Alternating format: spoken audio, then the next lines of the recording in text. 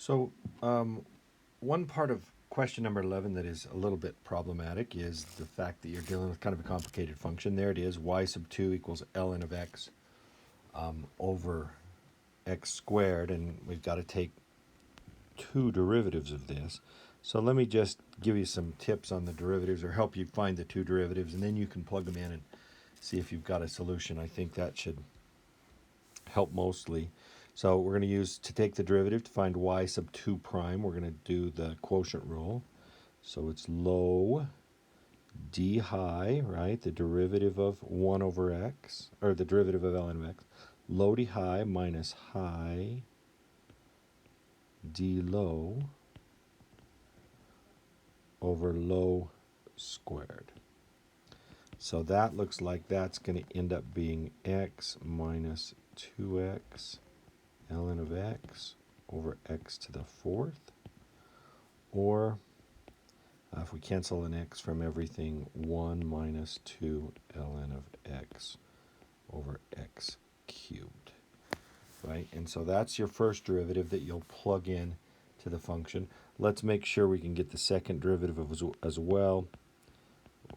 Y double prime is, again, quotient rule, low d high.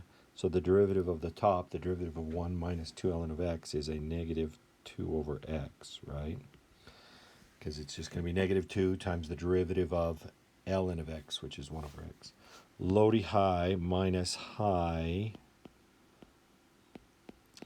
d low all over low squared. So that turns into what? A negative 2x squared minus 3x squared over 1 minus 2 ln of x all over x to the sixth.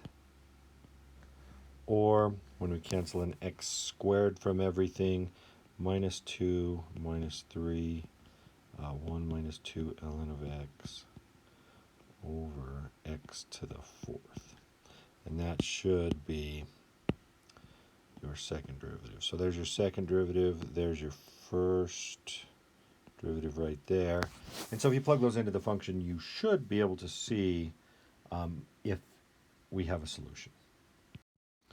Let's talk now a little bit about 15. It looks a little weird. We've got a differential equation, y double prime plus y prime minus 2y equals 0. And we didn't do one of these in class. I realize that now, so this is a good chance to demonstrate this. They say that our general solution will have that form, but we don't know what the value of r is. And the question is, what value of r, or what values of r, what values can r take on to give us a solution, so that this is a solution? All right. So what we need to do is go about it this way. We need to say, okay, let's find y prime. That's going to be r e to the rx. And then y double prime will be r squared e to the rx. So when we plug those in, it's going to look like this, right? Y double prime plus y prime, that's y prime, minus 2y equal. Now we want that to equal 0, right? That's what we're after. Oops, sorry. Let's back up here. We need y. Let me do that. Minus 2y. We want that to be a solution, so we need it to equal 0, right? Let's look a little closer at this. We can factor in e to the rx. Again, we don't know what r is, but this is what happens when we factor out an r, or the e to the rx. We need this left side here, right here, to equal 0, right? What is that going to make? Now, this is never 0, right? This factor is never 0. So the only way this whole thing equals 0 is if this is 0. So that means in order for it to be 0, we need to figure out what are the zeros of that quadratic, right? So in other words, we want to solve r squared plus r equal minus 2 equals 0, right? We want to know when does that equal 0, right? Quadratic, factoring, plus 2 and r minus 1 equals 0. So r will equal -2 and r will equal 1. So if r equals -2 or r equals -1, then this is 0, this is 0, right? So this is 0, so the equation is true. So what are the solutions? Well, the solutions look like this. Y equals e to the rx, but r needs to either be -2 or r equals to, or r needs to equal 1. So those are your two values, right? We need r to be -2 or 1 in order to give us a solution to the equation. Okay, 25. Given a differential equation. Actually, it's an initial value equation, right? Because we've got an initial value along with the differential equation. And we've got a solution. So they want us to verify that that's a solution first.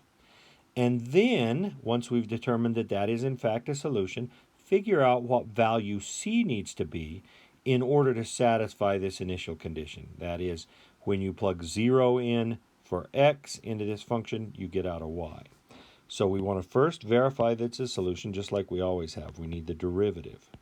Well, derivative of this is a chain rule, right? In order to differentiate y, derivative of the outside function is secant squared, leave the inside alone, times the derivative of the inside. And the derivative of the inside is going to be just a 3x squared, right? So if we plug that in, we're going to see that it works, right? Because I'm going to now plug it into my equation and show that it works. Let's do it like this. So y prime is secant, sorry, I hope this is not too dim. There's y prime, 3x squared, right? That's that right there. And the question is, does that equal, I don't like that, that's way too dim. Let's do better.